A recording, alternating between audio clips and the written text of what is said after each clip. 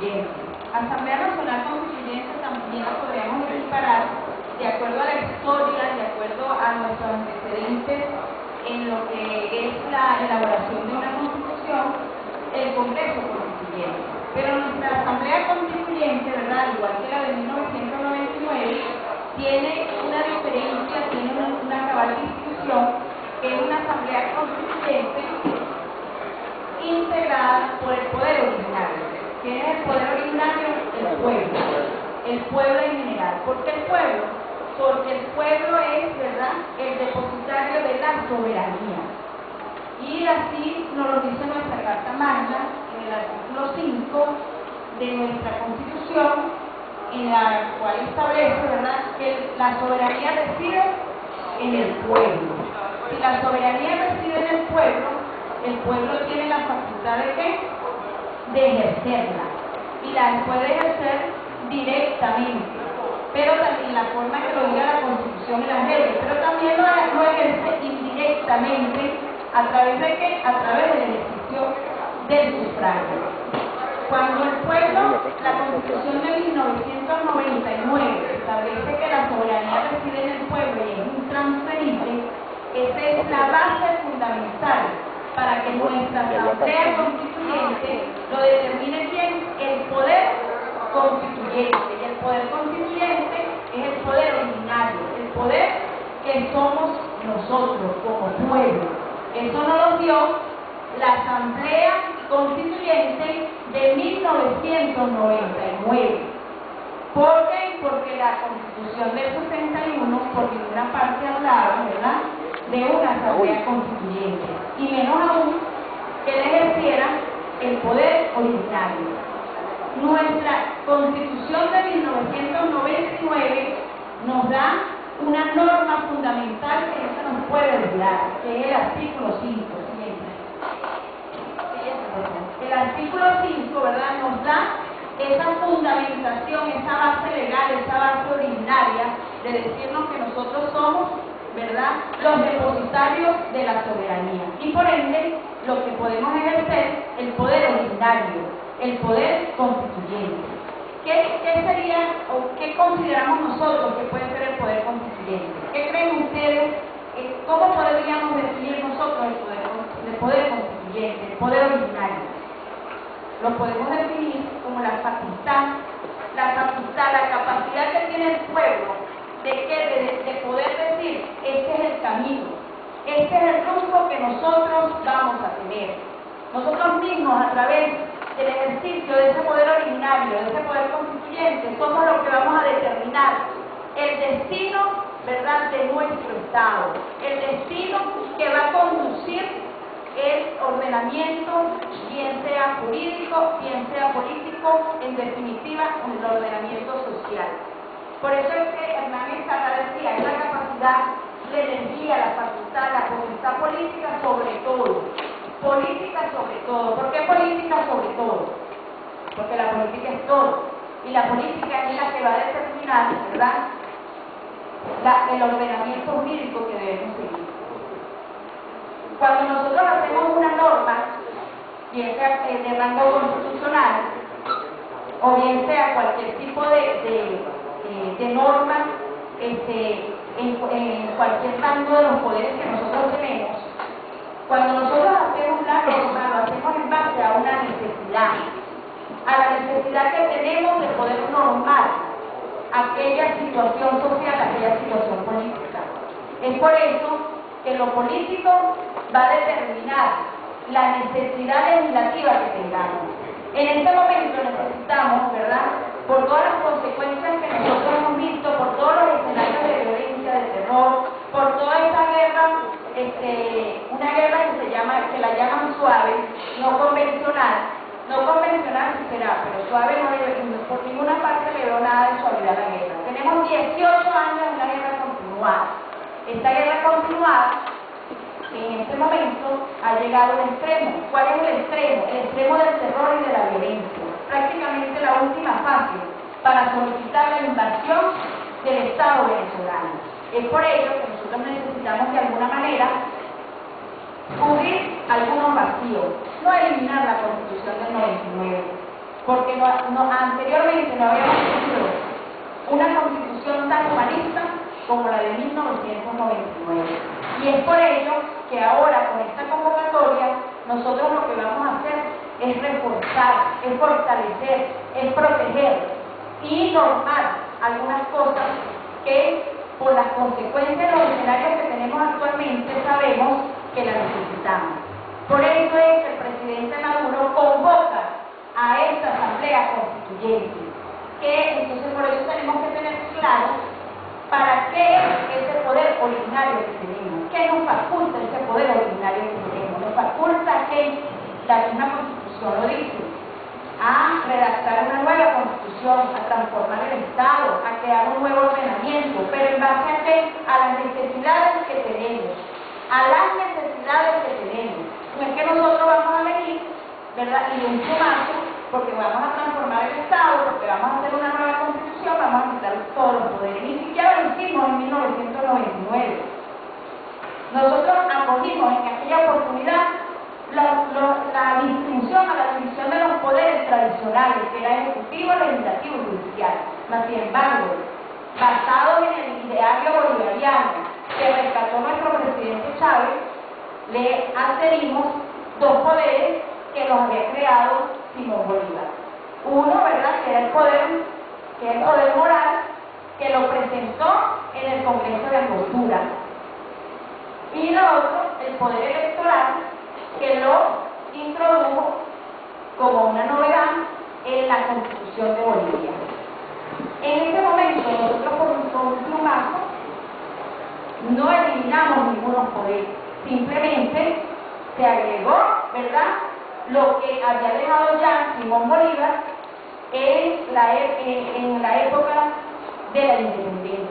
Es por ello, ¿verdad?, que tampoco nosotros podemos hacernos eco de algunas campañas que dicen que esta nueva Asamblea Constituyente es para destruir el Estado. No, señores, esto no es para destruir el Estado, esto es para fortalecer el Estado, porque la gran diferencia que ha tenido la Asamblea Constituyente del 99 a los demás congresos constituyentes es que ha sido el pueblo que no ha hecho la Constitución. Y nosotros no vamos a destruir lo que nosotros hicimos, y mucho menos con bases bolivarianas, por ende bases chavistas. Nosotros lo que venimos a hacer con la Asamblea Constituyente es fortalecer lo que hicimos en la Asamblea de 1999, agregar llenar algunos vacíos que actualmente, ¿verdad?, nos están generando consecuencias. Y es por ello que el presidente Maduro, en su decreto de convocatoria a la Constituyente, determina 9 puntos que son arraigados en las necesidades prioritarias que tiene el Estado venezolano de transformar, de mejorar. ¿A los fines de qué? A los fines de que no sigamos siendo víctimas del terrorismo, de la manipulación mediática y de, por supuesto, de la guerra no convencional. Por eso dice Hernández Carrasco que el poder constituyente es la capacidad, la energía, la facultad, la potestad política sobre todo, que tiene el pueblo en cuanto a soberano. Él es el que puede autodeterminar una nación, él es el que puede configurar un Estado, él es el que puede, con sus poderes creadores, desarrollar instituciones, él es el que puede decir: este es el rumbo, este es el destino, este es el camino a seguir. Y no lo puede determinar, ¿verdad?, un grupo minoritario que hasta exportado está, o tampoco lo puede determinar las decisiones de un imperio totalmente extranjero y ajeno a nuestras costumbres y ajeno a nuestra idiosincrasia. ¡Fuera de aquí! ¡Fuera!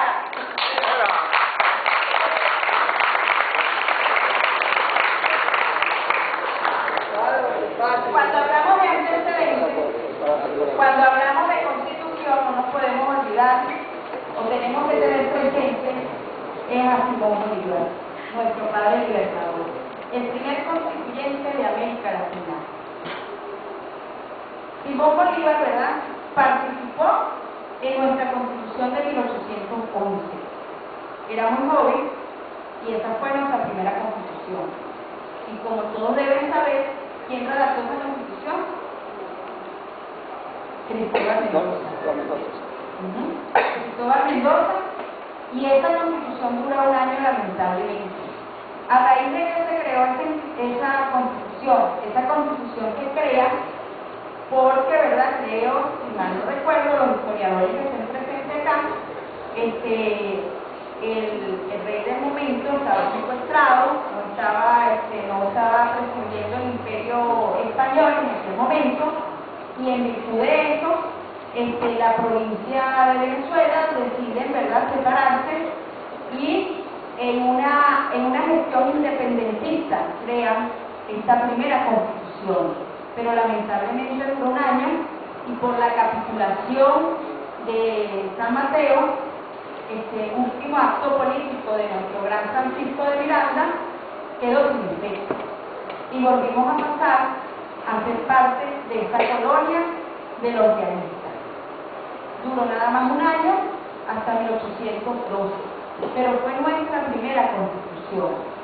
Es la primera constitución que también participó nuestro Simón Bolívar, que aun cuando era muy joven ya estaba en la lucha independentista, no era terrorista, no estaba haciendo el trancazo, estaba viendo cómo le hacía una constitución a nuestro pueblo. Por eso es que decimos que es el primer constitucionalista, carácter que enmarcó para 1819, ¿no? Para 1819, ¿se acuerdan? Todos lo hemos estudiado, el Congreso de Angostura, ¿cierto? El Congreso de Angostura, el Simón Bolívar, nuestro gran libertador, es la segunda constitución de Venezuela, y es aquella constitución que la hace dándole el carácter de república a Venezuela. Y aparte de carácter de república, es donde visibiliza a muchos grupos. Es la primera constitución que presenta de su autoría nuestro libertador. Es la constitución de 1819 del Congreso de Angostura. Y por eso en la asamblea de 1999 presentó la nueva constitución en Ciudad Bolívar, que era anteriormente Angostura. Este es el primer Congreso Nacional de Venezuela, se instaló el 2 de marzo de 1811, siendo el Congreso más antiguo de América Latina y el segundo de toda América.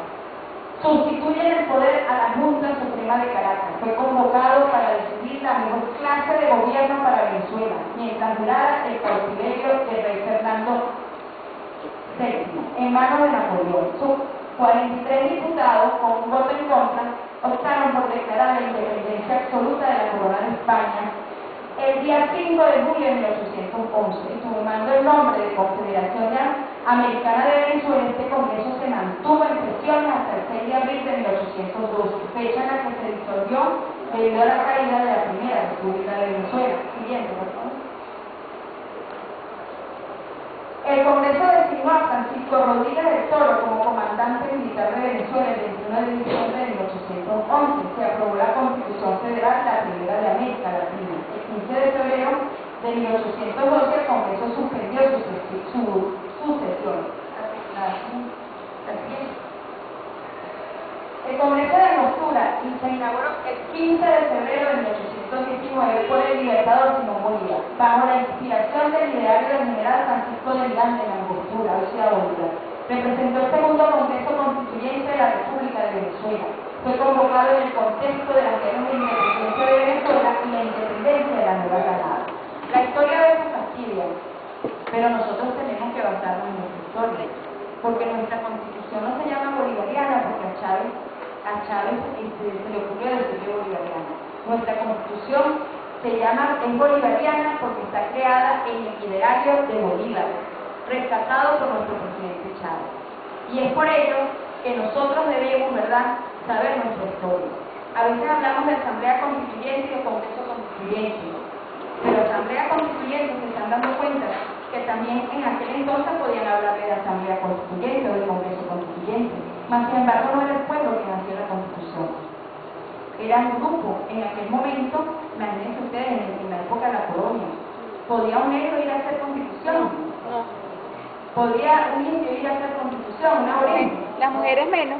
Podrían los campesinos ir a hacer constitución. ¿Y ahora? Sí. La carta, la otra constitución es la de 1830. Pero es importante decir que nuestro libertador no solamente fue el primer constituyente, sino que él creía en las asambleas constituyentes del poder originario. Lo que pasa es que para la época era difícil. Sin embargo, en Cúcuta, en 1821 también hizo una asamblea o un congreso constituyente.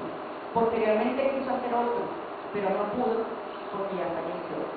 Cuando él fallece, ¿verdad?, se separa, como todos sabemos, la Gran Colombia, y el departamento de Venezuela se separa también, y viene nuestra Constitución de 1830. Y así sucesivamente nosotros tuvimos diversas constituciones, que podría tener toda la mañana acá explicándole cada una de ellas.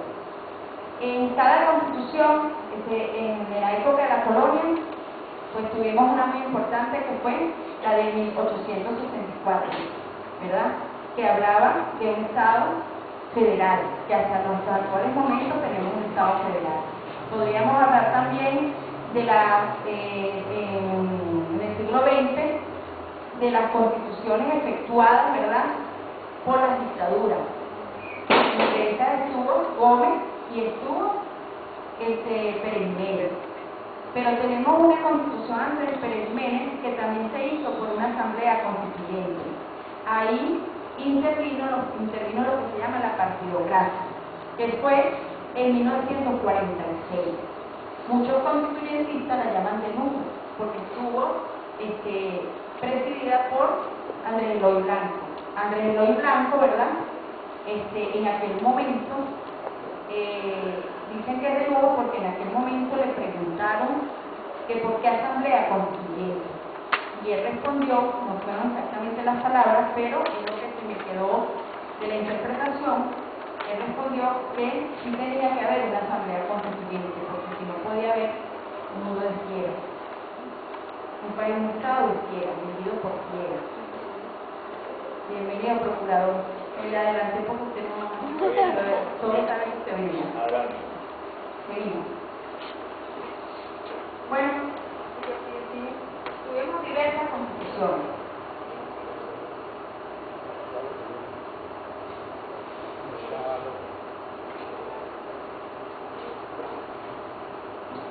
Hasta aquí, hasta la Constitución de la República Bolivariana de Venezuela.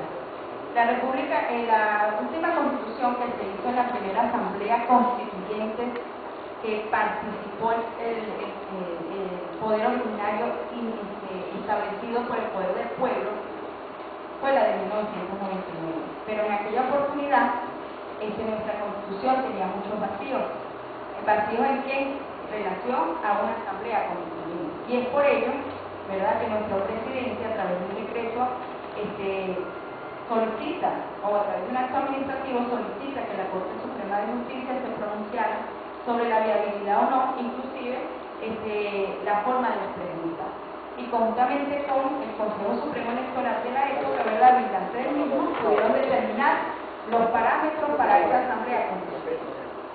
Esos parámetros, de la forma de hecho, invitaron de una forma cordial a todos los partidos a intervenir. También se hizo, para que fuese universal, se hizo a través de la representación de cada territorio. Seguimos.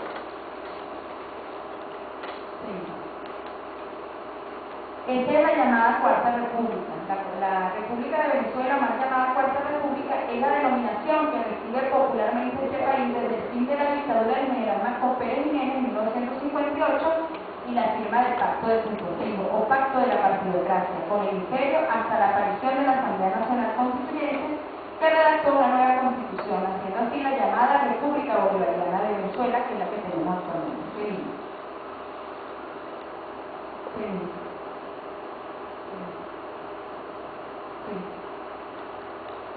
Bueno, ya hemos hablado de la diferencia, ya lo hemos determinado, que una de las grandes diferencias es, ¿verdad?, que en aquel momento quien podía participar en esa Asamblea Nacional Constituyente eran los partidos, pero no había representación de los sectores. Hoy día, el presidente de la República, a través del decreto, convocó no solamente para darle carácter universal a la representación de los sectores, sino también de los sectores. ¿Por qué? Porque cada sector ha tenido de alguna manera, si no bien ese carácter constitucional que se ha querido y que se quiso en una oportunidad, ha tenido un reconocimiento de todo el Estado y un reconocimiento de ellos.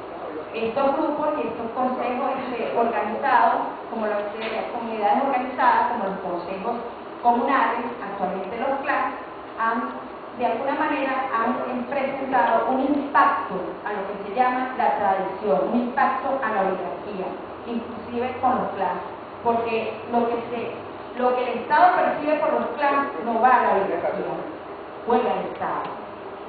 Y eso no, por supuesto, no es de agrado para la oligarquía. Y mal o bien, ¿verdad?, con sus defectos, con sus virtudes, en estos 18 años las comunidades organizadas, si bien no han sido lo que se ha querido, ¿verdad?, en la perfección, ha representado para el Estado venezolano un avance, ¿verdad?, y la determinación de que sí, organizadamente podemos vivir un Estado como pueblo. ¿Seguimos? La fundamentación jurídica, pues no ya hablé del artículo 5, pues como todos sabemos, el artículo 347, 348, 349 y 350. El 347 es el que le da la facultad, ¿verdad?, al presidente de la República, a la representación de la Asamblea, a las dos terceras partes, inclusive a la representación de la Consejo Municipal por medio del Cabildo, que también son las dos terceras partes, para convocar a una Asamblea Constituyente. Eso es, así mismo lo hizo el presidente de la República, a través de haciendo uso de ese artículo 347 para la convocatoria. El 348 dice, ¿verdad?, que la iniciativa de esa convocatoria, como anteriormente lo dije, es a través de la Asamblea Nacional Constituyente, podrá tomar el presidente de la República el Consejo de Ministros y mediante un acuerdo de las dos terceras partes de sus integrantes, los consejos municipales y cabildo mediante el voto de la dos terceras partes de los mismos y el 15% de los electores inscritos y electoras inscritos en el registro civil electoral. Seguimos. El 347 no es un artículo, ¿verdad?, o no es una fundamentación jurídica, como lo dije al principio, para destruir el Estado. Todo lo contrario, es para darle, ¿verdad?, o para ejercer la facultad que tiene el poder originario para transformar el Estado. Es para crear, ¿verdad?, nuevo ordenamiento jurídico y darle aquel blindamiento que necesita en aquellas partes que puede tener aquí. El presidente manifestó que habrá una elección territorial, se divide en el mapa, se ajustará a la organización política territorial. En las elecciones, el INE puede ser elegido, es un principio elemental en cualquier evento electoral. Entonces, ¿por qué no elegir por sectores? Si nosotros por sectores también podemos votar. La oposición pensaba hacer otra constitución para acabar con los beneficios sociales. Poder vivo de la fuerza de las organizaciones comunales, quien puede negar la pertinencia de la participación directa de los ciudadanos. No es una constituyente de partidos políticos, es una constituyente del pueblo. Seguimos. Justificación actual para la iniciativa de la Asamblea Constituyente, ya lo sabemos. Paz. Lograr la paz. Seguimos. Golpe suave, 5 etapas. Me imagino que lo deben haber escuchado en muchas oportunidades. Tenemos el ablandamiento, promoción de factores de malestar, denuncia de corrupción, promover intrigas, campaña en defensa de la libertad, democracia, derechos humanos, deslegitimación. Toda esta campaña ha venido desde fuera. Hablar de derechos humanos, ¿verdad?, a nivel internacional, para ellos es hablar de todo lo que realmente hace los Estados Unidos. ¿Ustedes creen que lo que hace los Estados Unidos, cuando ni siquiera reconocen sus propios compatriotas, que son los afrodescendientes, podemos hablar de que ellos sean los defensores de los derechos humanos? Cuando tienen, ¿verdad?, una base en Guantánamo donde los presos no tienen el derecho a un debido proceso, no tienen derecho a la defensa. Podemos hablar de derechos humanos. Cuando los Estados Unidos hablan de derechos humanos y ellos ni siquiera han suscrito hasta los actuales momentos en ninguna convención, ninguna carta de defensa de los derechos humanos. Y peor aún, tienen la pena de muerte, que es el primer derecho humano que hay que preservar.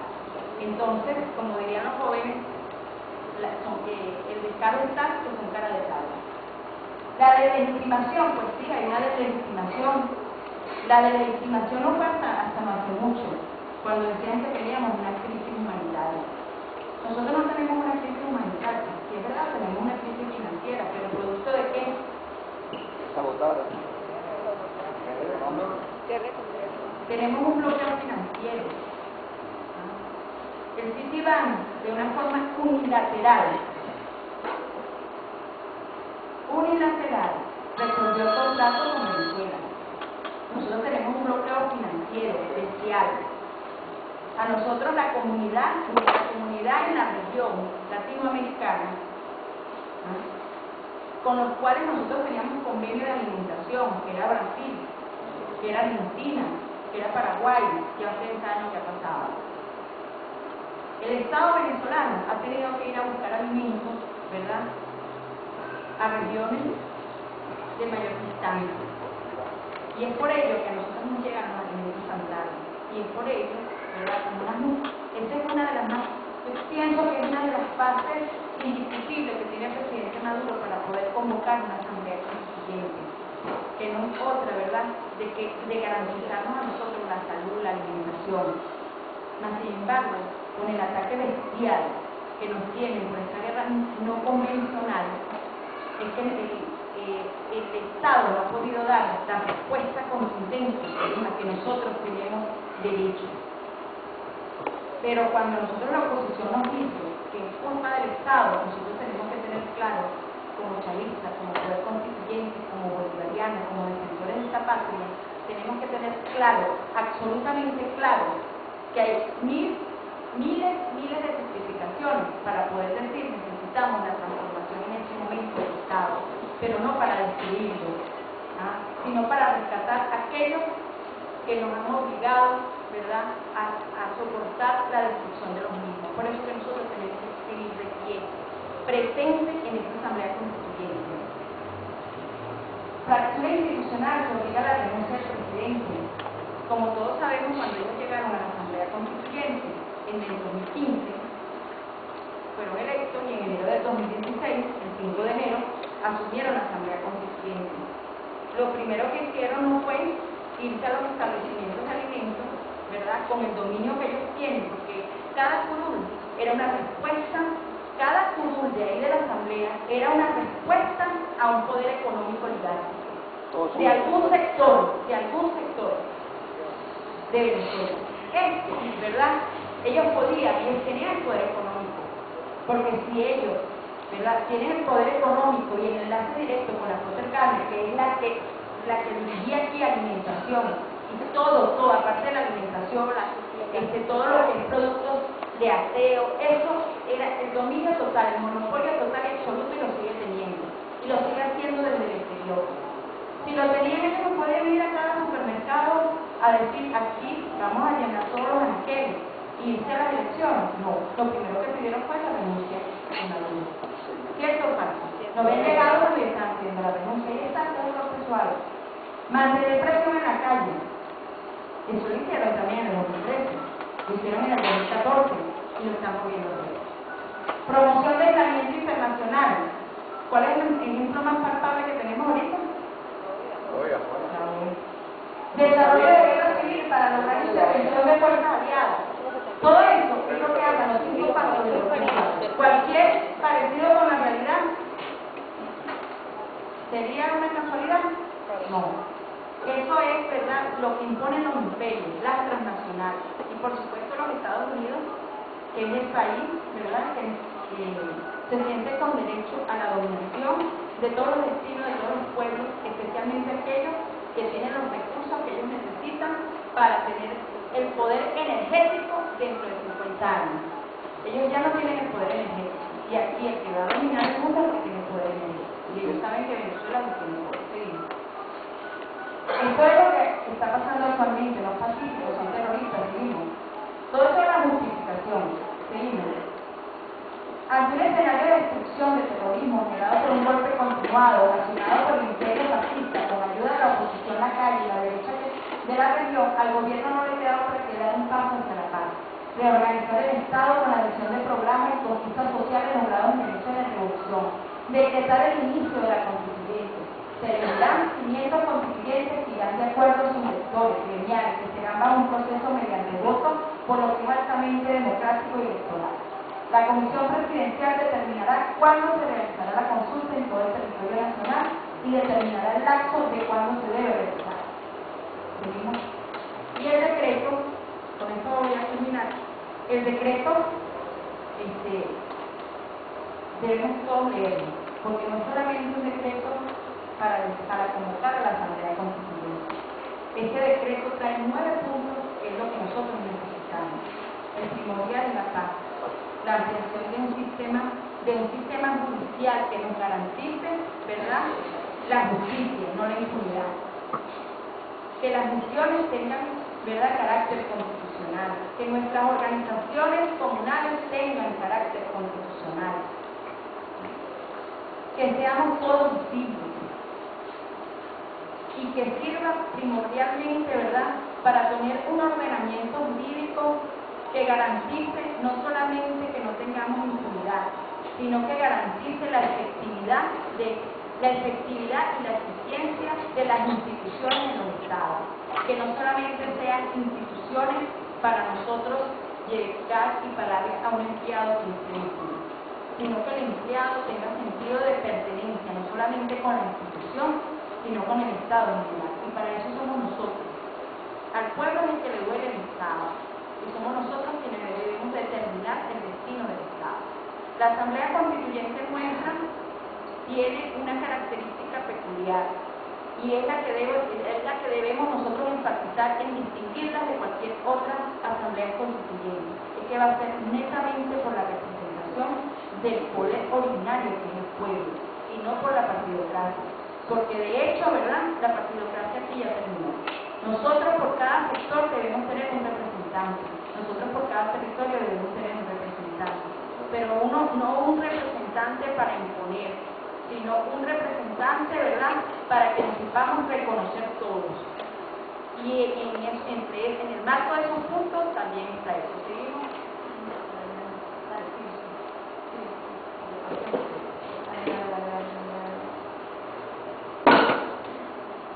Ok, el decreto, artículo 1, en ejercicio de las atribuciones que le otorga la Constitución de la República Bolivariana de Venezuela, con artículos 348, 347, 78, 6, numeral 1, convoca a una Asamblea Nacional Constituyente. Y el artículo 2, las integrantes de la Asamblea Nacional Constituyente originaria serán elegidos o elegidas en el ámbito sectorial y territorial. Lo territorial puede ser que sea la Constitución, pero lo sectorial está en el decreto. Bajo la rectoría del Consejo Nacional Electoral mediante el voto universal. La universalidad lo da la territorialidad, directo y secreto, con el interés supremo de preservar y profundizar los valores constitucionales de libertad, igualdad, justicia y inmunidad. Son valores que están en nuestra Constitución, son los principios que están en nuestro preámbulo constitucional. Por lo tanto, el Estado va a seguir siendo un Estado democrático, social, democrático, de derecho y de justicia. No un Estado dictatorial, como lo dice la oposición. Aquí está, el presidente de la República convoca una constituyente para la paz, para la seguridad, para un nuevo modelo económico que supere el rentista. ¿Cuál puede ser el modelo que supere el rentista? El modelo productivo. Todos somos trabajadores y trabajadoras, inclusive los que no salen de su casa. Entonces todos debemos trabajar en función de la producción. Nuestra juventud, ¿verdad?, es lo más preciado que tenemos, porque realmente es para ellos quien se hace la Constitución. que el poder popular adquiera la dimensión constitucional que ya tiene en la vida de la República. En la Cuarta República no existían consejos comunales. La Asamblea ha intentado derogar las misiones y las leyes del poder popular, una nueva forma de democracia.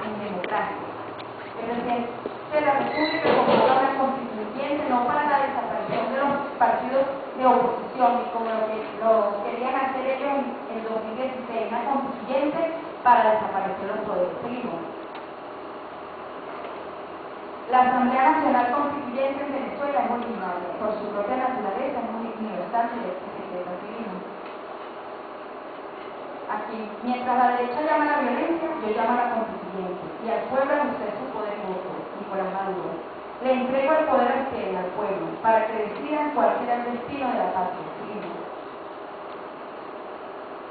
La Asamblea Constituyente, esto lo dijo el presidente Chávez cuando se iniciaron las gestiones para la Asamblea Constituyente en 1999. Esto lo dijo en mayo, el 5 de mayo de este año. Lo dijo en el Congreso.